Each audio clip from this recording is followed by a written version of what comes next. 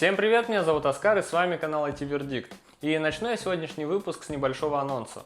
Дело в том, что буквально недавно мы открыли свой магазин-агрегатор лучших товаров из крупнейших китайских магазинов, таких как AliExpress, TinyDeal, GearBest и другие. Ссылка будет в описании. Все товары, представленные в магазине, естественно, относятся к компьютерной тематике. Подробнее об этом я расскажу в конце видео, а пока перейдем к теме выпуска.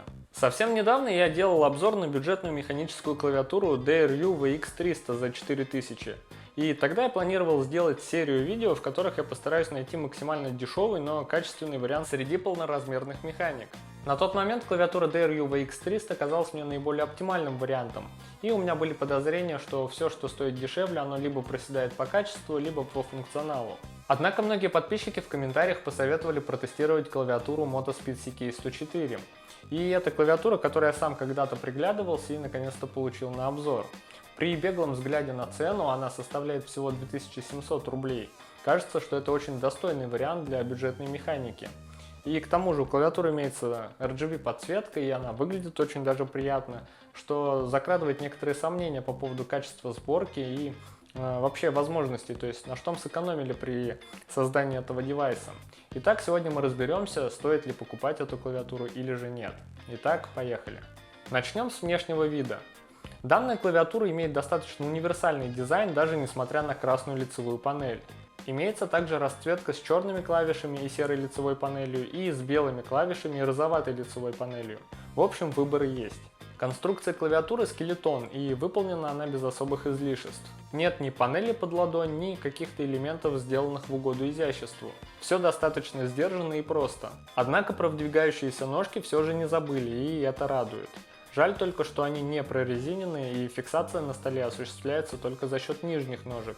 Однако и их вполне хватает, чтобы клавиатура не ездила по столу. Сборка, на удивление, очень хорошая, добротная, ничего не люфтит и не скрипит. А лицевая панель металлическая, благодаря чему клавиатура не выглядит дешево, в отличие от провода, который, к сожалению, снова без оплетки. Теперь перейдем к функционалу. Во-первых, конечно же, о свитчах. Это синие переключатели OUTEMU, аналоги синих свитчей Cherry. По клику лично я не вижу никаких различий с их именитыми аналогами. Клик очень отзывчивый и четкий.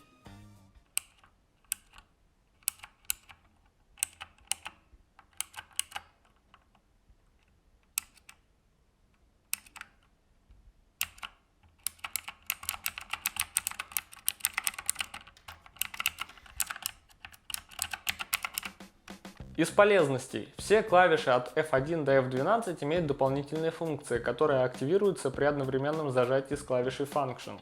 Из минусов же важным для некоторых людей нюансом станет отсутствие русской раскладки на клавишах. Но если вы обладаете навыками слепой печати, то для вас это не будет иметь никакого значения. А во-вторых, эта проблема имеет еще одно решение, о котором я расскажу чуть позже.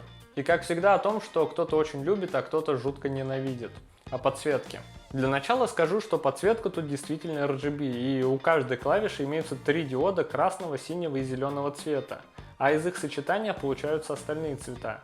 Однако по факту настроить абсолютно любой цвет, как у какой-нибудь Corsair Strafe, у вас не получится. Зато у клавиатуры есть целых 10 режимов подсветки, каждый из которых имеет 8 предустановок цвета и плюс 5 настраиваемых пресетов. Все настройки осуществляются через кнопки Function, M1, M2 и MR.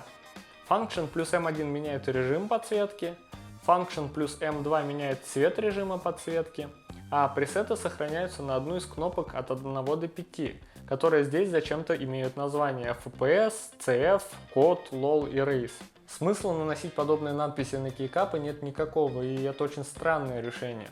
В любом случае, сейчас я кратко расскажу, как настроить пресеты.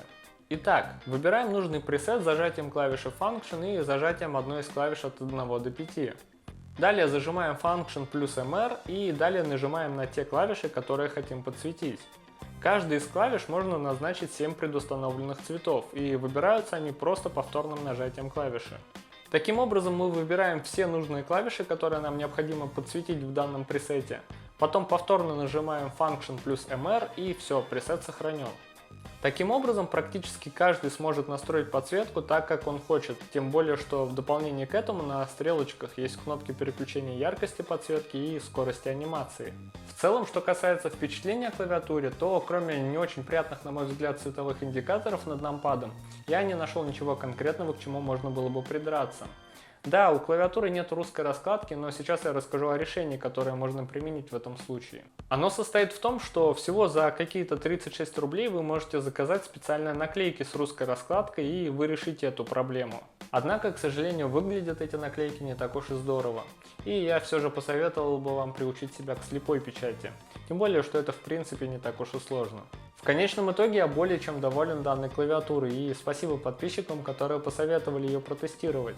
Потому что эта клавиатура оказалась действительно более интересным вариантом, чем Derry UVX300. Так что, если вы ограничены в финансах и ищете механику, которая удивит вас по соотношению цена-качество, то мне кажется, у вас нет выбора, поскольку сейчас эта клавиатура самая дешевая из полноразмерных механик на рынке и в то же время порадует вас функционалом. Да, конечно, у вас есть возможность сэкономить еще 300-400 рублей и купить механику без нампада, но лично я использую нампад очень часто, и этот вариант не для меня.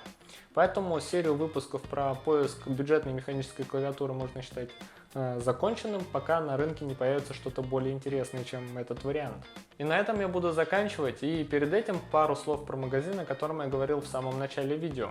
Магазин является своеобразным агрегатором товаров из всех крупных китайских магазинов, с тем отличием, что в магазине будут представлены только товары от надежных продавцов с хорошими отзывами и по наименьшей цене.